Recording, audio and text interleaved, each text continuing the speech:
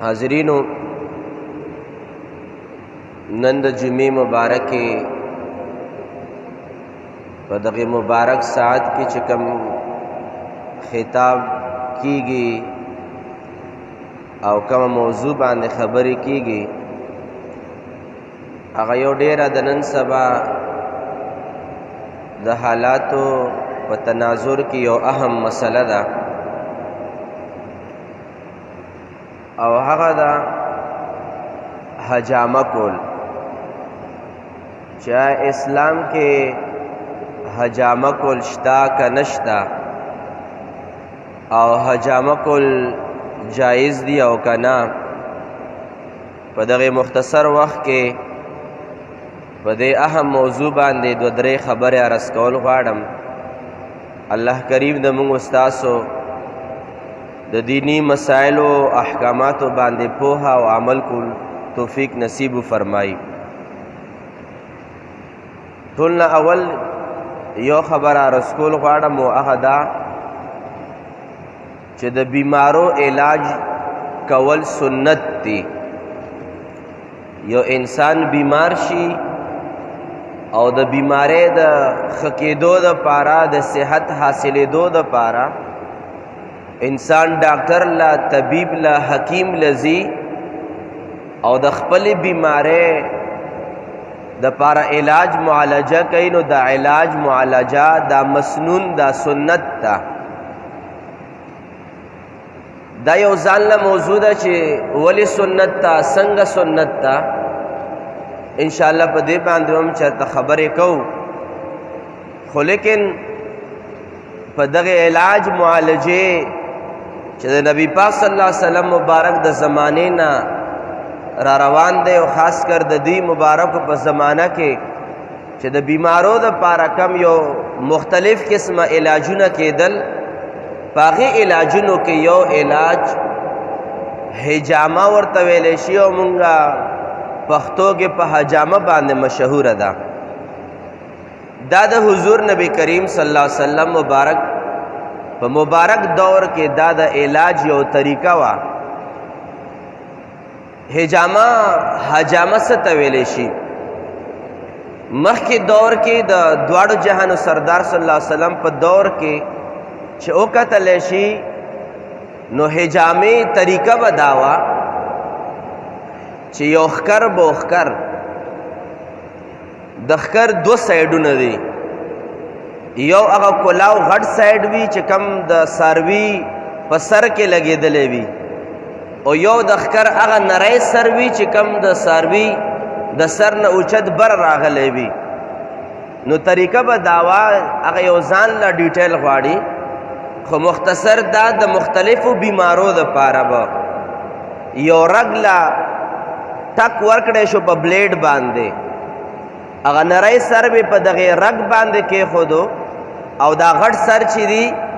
د ښکر والا دا به حکیم او ډاکټر به خولې طرف ته ونیو، او په دې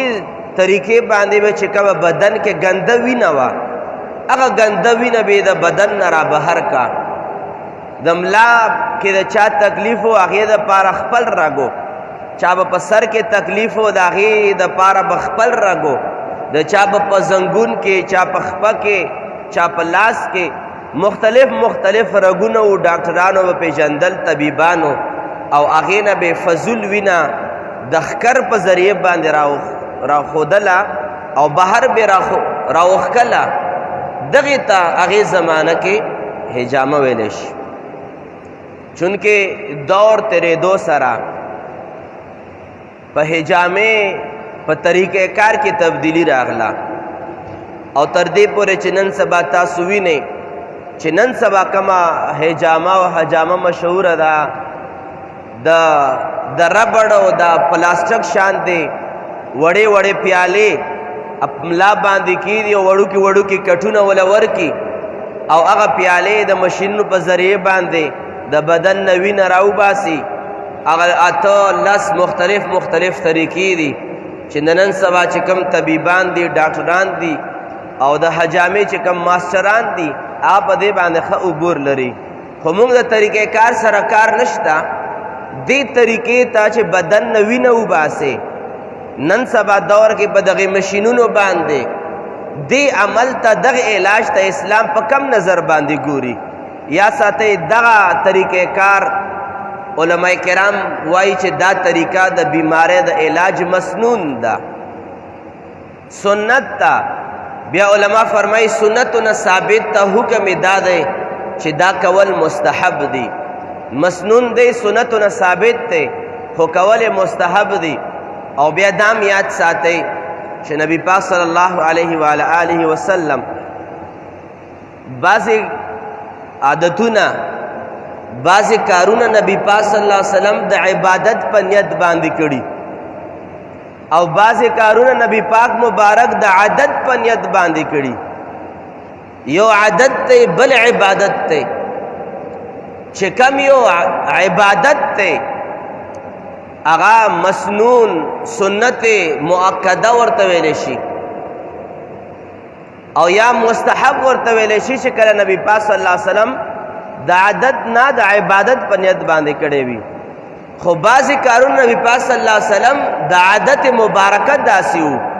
صحت مبارک د پاره یو کار به عادت په بنیاد باندې فرمایلو نو هغه سنت او سنت زوائد ویل شي یعنی کولو کې ضرور ثواب شتا چې په دې نیت باندې وکړي چې دا نبی پاک مبارک ادا ده نو نبی پاک مبارک د ادا په بنیاد باندې انسان ته بس ثواب ملاویږي خو کچا او نه کړه او په لکونو کروڑونو کسانو دا حجامو سپور چا نه دا کړي سو ګناګار نشو دا نبی پاک مبارک په هغه سنتو کې راضي چې ته سنت عادیه ویل شي یا سنت زوائد ورته ویل شي مختصر غرض دا چې نن سبا د حجامې رواج دی مختلفو بیماریانو لپاره علاج کیږي یا ساته شرعي حکم ادا دی چې دا د حضور نبی کریم صلی الله علیه وسلم د هغه سنتو نه چې کم سنن زوائد ورته ویل شي او کچا وکړل ثواب پکشته ثواب پنیت چې سوکو کی ثواب ملاو شي او صحت ملاو شي او دې وخت کې پښتانه وایي چې ثواب دې هم خرما نو ثواب هم دې او خرما دا چې انسان ته باغې کې صحت ملاو شي تفصیل ډېر عرض کول نه غواړم خو په دې زمن کې دا خبره ضرور عرض کول غواړم چې نبی پاک صلی الله علیه وسلم مبارک حکم هم فرمایلی دی چې حجامه وکړي او په خپل باندې بنفس نفیس خپل حجامه کړي هم دا گویا نبی پاک صلی الله علیه وسلم مبارک حجامه کول سنت قولی هم دی او سنت فعلی هم دی نبی پاک وینام فرمایلی دا او نبی پاک مبارک په خپل باندې حجامه کړي هم دا او د مختلفو بیماریانو لپاره چې کم علما لیکي او د حجامه په بحث باندې کم علما کرامو لیکل کړي دي نو علماء چې کم په دې فیلډ باندې با خبره خلق دي وایي چې 72 بیماریانو علاج د پاره حجامه کول صحیح دي 72 بیماریانه د چا د ملا دردونه وي د چا د ذهن کمزوري وي د چا د خپو دردونه وي د چا د زنګونانو دردونه وي یا د چا لیور پړسېدلې وي د چا زیړی بیماری وي د چا ذهني کمزوري وي غرض دا د مختلفو بیماریانو د پاره کیږي تر دې پورې چې نبی پاک صلی الله علیه وسلم مبارک فرمان علی شان دی چې په چا باندې جادو شوی وي چې په چا باندې جادو شوی وي نو جا څوک د خپل ځان نه جادو لري کېدل غواړي د جادو اثر لري کېدل غواړي د جادو ختمېدو د پاره حجامه کول مسنون دی ځکه چې روایت نه ثابت تا او حافظ ابن قیم رحمت الله علیه لیکي چې کچره دا قول د یو مشهور فلسفر وای چې د جادوګرۍ د پاره حجامه کول جایز دي یا د یو مشهور طبيب او د ډاکټر وای چې حجامه کول د جادوګرۍ ختمېدو د پاره او د سحر ختمېدو د پاره جایز دي دا به هر چا بیا منلای که مسلمان دی او که غیر مسلمان دی خو چې نبی پاک صلی الله علیه وسلم فرمایلی دي نو څه خلق پکې اعتراض کوي چې جادو او وینه وستل حجامه کې د دواړو مینس کې څه تعلق دی خو فرمایي چې کچره یو فلسفر په قول باندې د یو ډاکټر په قول باندې خلک اعتماد کولی شي چې حجامه د جادو ختمېدو د پارم کیږي او جایز ده که یو ډاکټر په قول باندې خلک اعتماد کوي. ابن قیم صاحب رحمت الله علیه فرمایي مسلمانانو د پاره د نبی پاک صلی الله علیه وسلم مبارک نه لوی ډاکټر څوک نشته دی، د دې مبارک نه زیات معتمد شخصیت څوک نشته دی چې موږ ته نبی پاک فرمایلی دی چې جادو ختمېدو د پاره حجامه کیږي. نو بالکل د جادو ختمېدو د پاره حجامه کیږي. غرض مده حاضرینو چې نن سبا په دور کې څه کسان دیتا خوایي څه ورته ښه نه وایي. دې بنیاد باندې ما د جمعې دپاره دغې موضوع انتخاب وکړو چې حجامه کول بالکل جایز دي، خو دا خبره هم پکې یاد ساتئ چې حجامه هر څوک کولی هم نشي. لکه څنګه په ډاکټرانو کې سپیشلیست ډاکټر وي، د دماغ خپل ماهر ډاکټر وي، د اډوکو خپل ماهر ډاکټر وي، د زړه خپل ماهر ډاکټر وي، د ګردو خپل ماهر ډاکټر وي. دارنګه د حجامې دپاره هم ماهر طبیب و ډاکټر کتل پکار دی او بیا د هغې خپل خپل طریقې کار دی. لکه حضور نبی کریم صلی الله علیه وسلم مبارک په خپله باندې حجامه فرمایلې وه چې کله حضور نبی کریم صلی الله علیه وسلم مبارک لچا زهر ورکړل، هغه یو ځان له تفصیل لري، صرف اشاره رس کول غواړم. نبی پاک صلی الله علیه وسلم مبارک د اوږو په منځ کې حجامه کړې وه او نبی پاک مبارک د سر چې کوم ځای کې دا مانګ وهلی کېږي چې کله څوک غټ ویښته پرېږدي یا زنانه چې کوم مانګ وهي ویښتو نیم یو طرف ته کې نیم بل طرف ته کې منځ کې چې کومه لیکه وي دې ته مانګ ویلی شي، په دغې مانګ په منځ کې نبی پاک مبارک حجامه فرمایلی وه. نو غرض مده حاضرینو چې نبی پاک صلی الله علیه وسلم مبارک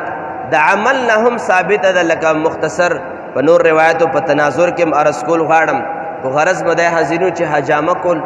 پکار دي که څوک د بیمارۍ د علاج دپاره کوي نو ثواب په نیت ثواب دی، د سنت په نیت سنت دی، او دارنګه د علاج په نیت باندې انسان ته صحت ملاویږي. او ځکه حضرت عبداللہ ابن عباس رضی اللہ تعالی عنہ فرمائی نبی پاک صلی اللہ علیہ وسلم فرمائی چې په درې څیزونو کې شفا ده. بخاری شریف حدیث دی الشفاء فی ثلاثه، دریو څیزونو کې شفا ده. نبی پاک صلی اللہ علیہ وسلم فرمائی فی شرطة مجحم، په حجامه کولو کې شفا ده، او فی شربت عسل، او دارنګې په شادو پسکلو کې شفا ده. او نبی پاک فرمائی درم نو او کیتن بنارن، او په داغ لګولو کې شفا ده. داغ لګول مخکې زمانو کې د اور یو داغ لګېدو د علاج دپاره، خو نبی پاک صلی الله علیه وسلم فرمائی وانها امتی عن الکی، د اور باندې داغ لګولو نه زه خلک منع کوم. ما په شریعت کې داغ لګولو باندې علاج نشته، خو نبی پاک صلی الله علیه وسلم دوه طریقې موږ ته پرېښودې. که څوک د بیمارو علاج غواړي نو هغه په حجامه کې علاج پروت دی، او که څوک علاج غواړي نو په شادو استعمالولو کې پروت دی، علاج او صحت پکې پروت دی. خو یاد ساتئ د شاد استعمال دپاره د ډاکټر سره ضرور مشوره پکار ده، ځکه چې د زیړي بیماری دپاره شاد استعمالول درست نه دی، ځکه چې هغه هم ګرم دی. انسان هیپاټایټس وي اے بی سی هغه هم ګرم وي، هغې دپاره استعمال صحیح نه دی. غرض دا چې اکثرو بیماریانو دپاره نبی پاک صلی الله علیه وسلم فرمایي چې دوو څیزونو کې د موږ په امت کې شفا پرته ده، یو حجامه کولو کې او دویم نمبر په شادو استعمال کې، چې هغې استعمال او د حجامې د استعمال خپل خپل طریقې کار دی. غرض بدای چې حضور نبی کریم صلی الله علیه وسلم مبارک د قولی حدیث نه ثابت دی چې بل بخاری حدیث مبارک کې حضور نبی کریم صلی اللہ علیہ وسلم مبارک ارشاد فرمائی، اور جابر رضی اللہ تعالی عنہ نے روایت تے حضرت جابر رضی اللہ تعالی عنہ فرمائی کہ نبی پاک صلی اللہ علیہ وسلم فرمائی ان کان فی شیء من ادویتکم شفاء ففی شرطة مجحم او شربت عسل. نبی پاک صلی اللہ علیہ وسلم فرمائی چې کم سیزونه خلق د علاج د پاره استعمالی او هغه علاج کې ځان د پاره شفا ګوري، نبی پاک فرمایي چې په هغه سیزونو کې چې کومو سیزونو کې د بیماری شفا پرته ده نو دو شی نه داسې چې پاغې کې شفا پرته ده، یو په حجامه کولو کې او بل د شادو په استعمال کې د انسان صحت لپاره، د انسان د بیمارو د صحت لپاره علاج او صحت پکې پروت دی. نو دې وجه نه دوستانو چې څومره روایت دي مختلف قسمه بخاری او د مسلم پر روایتو کې ثابت دادا چې حضور نبی کریم صلی الله علیه وسلم مبارک په خپل باندې فرمان علی شان داسې دی چې نبی پاک مبارک فرمایي تاسو د بیمارو علاج یو طریقه دا هم اپناولی شي چې تاسو حجامه کولی شي. او د دې نه علاوه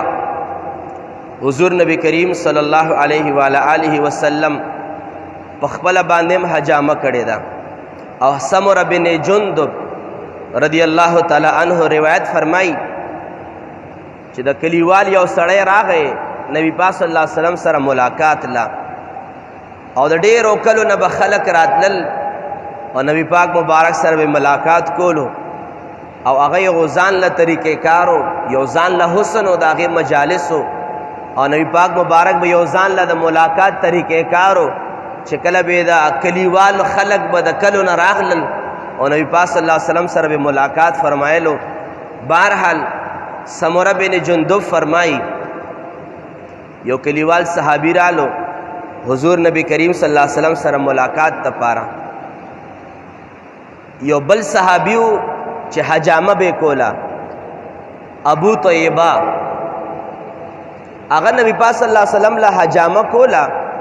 چې دا کلیوال صحابي راغی او عرض کوي یا رسول الله سلام ما هذا یا رسول الله دا تاسو څه کوئ چې دا ځان نوی نه وباسئ،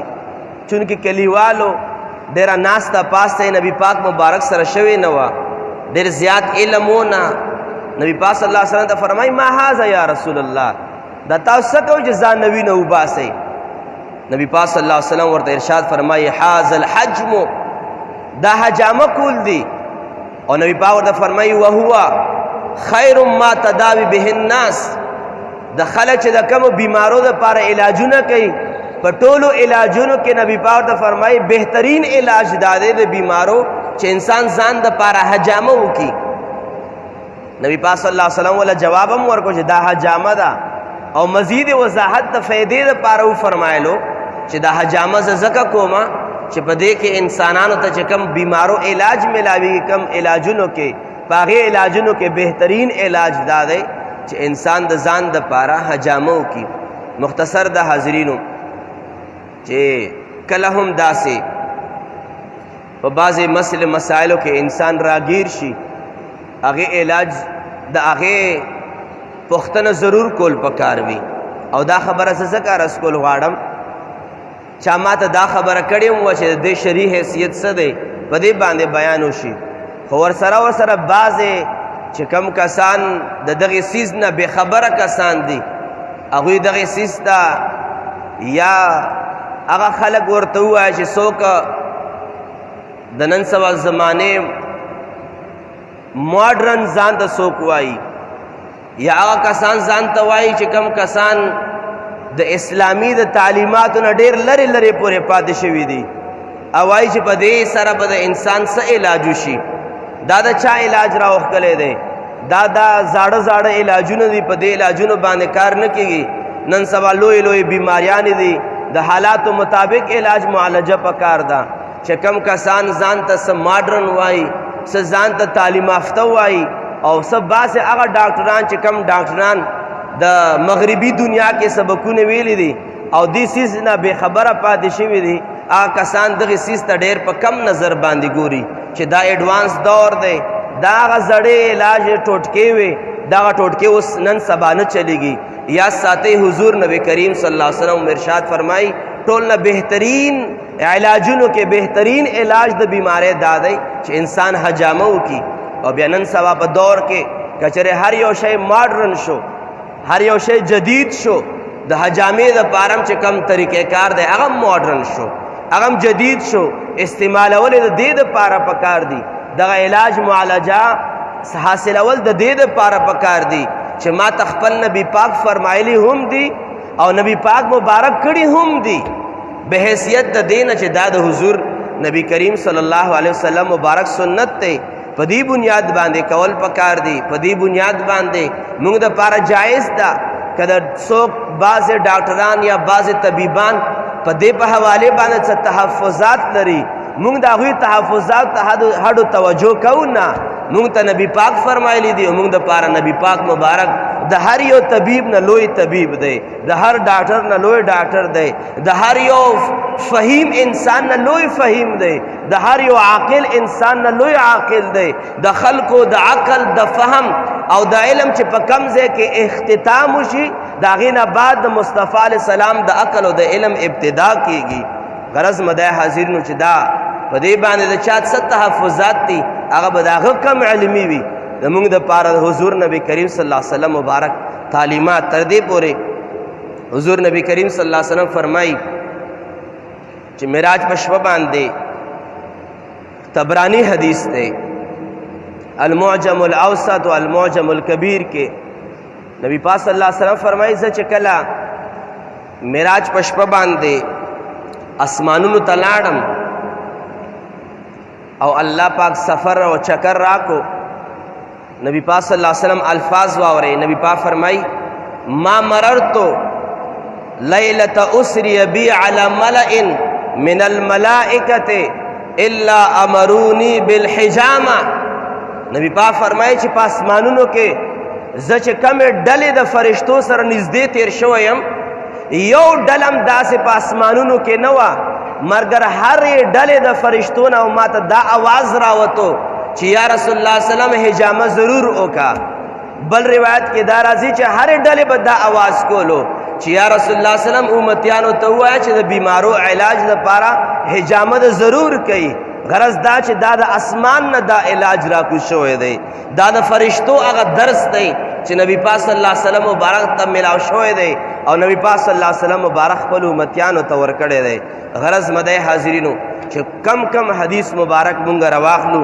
او کم کم حدیث مبارک باندې مونږ خبرې وکړو، خو لیکن زه به ضرور دا ووایم چې د حضور نبی کریم صلی الله علیه وسلم مبارک په خپله باندې فرمایلیم دی چې د بیمارو علاج حجامه باندې تاسو کولی شئ. او دام یاد ساتئ حجامه کول زه دا نه وایم چې سبا له اوس ټول روان شو د حجامو په دکان کې لاینونه ولګوئ. نه، حجامه کول یو مستحب عمل دی، خو هغه مستحب چې نبی پاک د عادت په بنیاد باندې فرمایلی دی د خپل امت لپاره د علاج معالجې د ثابتولو دپاره نبی پاک مبارک فرمایلی دی. اصل کې حجامه کې خو د بدن نه اضافي وینه اوزي، ګنده وینه اوزي د علاج په ذریعه باندې، او نبی پاک مبارک کا حجامه فرمایلی ده د نبی پاک مبارک وینه مبارک ده د کل کائنات خوشبوګان نشي رسېدی د کل کائنات، بلکې نبی پاک مبارک بدن یو قطره د اوښ کې او یو قطره د خولې یو قطره د نبی پاک مبارک د وینې خلکو باندې اور د جهنم حراموي چې د چا بدن ته لاړه شي. هغه یو ځان له موضوع ده، خو نبی پاک مبارک کا فرمایلی ده او نبی پاک مبارک په خپله باندې کړې ده. دا د موږ ستاسو ګناهګار امت دپاره فرمایلی ده. او ځکه حدیث پاک کې حضرت ابو کبشہ رضی الله تعالی عنہ روایت کې چې حضور نبی کریم صلی الله علیه وسلم مبارک کان یحجم علی حامته و بین کتفیه، نبی پاک صلی الله علیه وسلم مبارک حجامه کړې وه، یو د سر کې رګ وهلی و او یو د اوږو په منځ کې رګ وهلی و. او چې نورو روایتو طرف ته لاړ شي انسان نو معلومیږي دا چې نبی پاک مبارک له چې کله هغه یهودنې ښځې په غوښه کې زهر ورکړي و او هغه زهر اثر د نبی پاک مبارک په بدن کې موجود و، هغه زهر اثر ختمېدو دپاره حضور نبی کریم صلی الله علیه وسلم مبارک حجامه فرمایلی وه. گویا حضور نبی کریم صلی الله علیه وسلم موږ ته د حجامې سنت هم پرېښودل او د علاج معالجې سنت هم راته پرېښودل. بعضې مشران وایي چې بس الله به شفا راکړي ډاکټر له نظم، بعضې میندې هم داسې وایي چې زه بس دم درود به کوم وظیفه به چوف کوم ډاکټر له نظم. څه ډېرې زنانه څه ډېر مشران په کورونو کې په کلونو کلونو بیمارۍ تېرې کړې، خو ډاکټر او علاج له نه زیات ساتئ. علاج کول مسنون دی د بیمارو دپاره، د بیمارو ختمېدو دپاره ډاکټر ته تک سنت دی. تر دې پورې چې سنت د حجامې په حوالې باندې عرض کومه، نبی پاک صلی الله علیه وسلم بی بی مبارکه ده عرض که یا رسول الله صلی الله علیه وسلم مالا حجامې اجازت راکړئ چې زه حجامه وکم. نبی پاک مبارک ابو طیبه راوغوښتو او نبی پاک مبارک بیبي له حجامه وکړه. علما لیکي چې زنانو دپاره حجامه کولم مستحب دي. د دواړو جهانو سردار صلی الله علیه وسلم بیبي مبارک کړې وه او چا وله کړې وه؟ همدغې ابو طیبه ورته فرمایلې وه. او علما لیکي چې دا زنانه وه، نبی پاک بیبي وه، دا سړی خو پردی سړی و. نو دی وجنه علما لیکي چې یا خو دا رضایي رشته دار و او دا رضایي رشته دار چې رضاعت یعنی پیسو کې استعمال کیا هغه رضایي رور وګرځي، رضایي خور وګرځي، رضایي خورین جوړ شي. غرض دا چې رضایي رشته دار سره تعلق ناسته پاسته داسې جایز ده لکه د ستا د خپل رور خورین وغیره سره ناسته جایز ده. او بعض علما وایي چې په دې وخت کې ابو طیبه بالغ نه و، ځکه نبی پاک په هغې باندې د خپلې بیبي علاج فرمایلی و. او بعض دریم نمبر علما قول لیکي چې د علاج معالجې دپاره زنانه پردي سړي له ډاکټر له تک جایز دی. که ډیلیوري کیس دی آپریشن په جایز دی، که نور علاج معالجه ده د خپلو زنانو د پردو سړو ډاکټرانو ته علاج معالجې دپاره تک جایز دی. غرض مده حاضرینو چې حجامه کول دا یو مسنون و جایز عمل دی. که څوک نوي سوچ والا او د نن سبا د ماډرن دور څه ته ویلی شي، د ماډرن څوک ځان ته ماډرن وایي، څوک ځان ته مغربي ممالکو یو لوی ډاکټر وایي، او په دې سیز باندې څه تحفظات موجود دي. زه وایم چې د ما نبي چې فرمایلی دي دا ما امت دپاره د مونږ د ټول امت دپاره جایز دي. که هغه څه تحفظات وي د ما نبی مبارک په سنتو کې کمزوري نشته، د هغه په علم کې به کمزوري موجوده وي. او که څوک یې کوي دا یو نبی پاک مبارک عادي سنت دی، د نبی پاک مبارک هغه سنت دی چې د عادت په بنیاد باندې فرمایلی دی. او دې د وجې نه علماء کرامو حضور نبی کریم صلی الله علیه وسلم مبارک په روایت باندې چې دا کله کول پکار دي، علما لیکي چې هره ورځ باندې جایز دی، خو لیکن بود په ورځ باندې علماء کرامو ښه نه دی لیکلی. بود په ورځ باندې او ټول نه بهترې ورځې اسلامي حدیث پاک کې راځي، نبی پاک صلی الله علیه وسلم مبارک ارشاد فرمای چې که څوک حجامه کول غواړي نو په دغې درې ورځو باندې لږه ډېره بهتر ده. جایز په هره ورځ ده، خو په دغې درې ورځو باندې د نورو روایتو په تناظر کې درې ورځو باندې ډېره بهتر ده. نبی پاک صلی الله علیه وسلم ارشاد فرمای 19 تاریخ باندې د میاشتې اسلامی میاشتې 19 تاریخ باندې 19 تاریخ باندې او 21 تاریخ باندې 19 او 21 په دې درې ورځو د اسلامي باندې حجامه کو لږ ډېر زیات برکت لري. ځکه نبی پاک صلی الله علیه وسلم مبارک فرمان په دې باندې موجود دی. او چې کوم اطبا دي، ډاکټران دي، محدثین دي، هغې دې حدیث لاندې لیکلی چې دغه درې ورځو باندې نبی پاک مبارک ولې فرمایلی دي چې وجه دا چې په دغې درې ورځو کې د بدن د وینې چې کم جوش وي، کم رفتار وي، هغه د نورو ورځو په نسبت باندې لږ تیز وي. چې په دغې درې ورځو باندې د بدن نه وینه وویستلی شي نو هغه وینې جوش، ګرمایش او هغه رفتار د نورو ورځو په نسبت زیات وي. نو په دې ورځو کې چې څوک هم حجامه وکړي د بدن نه به ګنده وینه ډېر په اسانه باندې ووځي، انسان ته به ښه صحت میلاو شي. خو یاد ساتئ بیا هم په آخر کې زه ضرور دا عرض کول غواړم چې حضور نبی کریم صلی الله علیه وسلم مبارک له ابو طیبه او دوی مبارک صلی الله علیه وسلم بیبی مبارک له ابو طیبه رضی الله تعالی عنہ یو مشهور حکیم، یو مشهور حجامه کوونکي کړې وه. نو د دې د وجې نه که چېرې موږ داسې علاج معالجه کول غواړو هم د یو سپیشلیست کس نه کول پکار دی. غرض مده حاضرینو چې الله تبارک تعالی د موږ ستاسو د جمله بیمارو نه په امن و امان کې وساتي. او علما لیکي چې 2 بیماریانو علاج په حجامه کې شته دی. الله کریم د موږ ستاسو له په دین باندې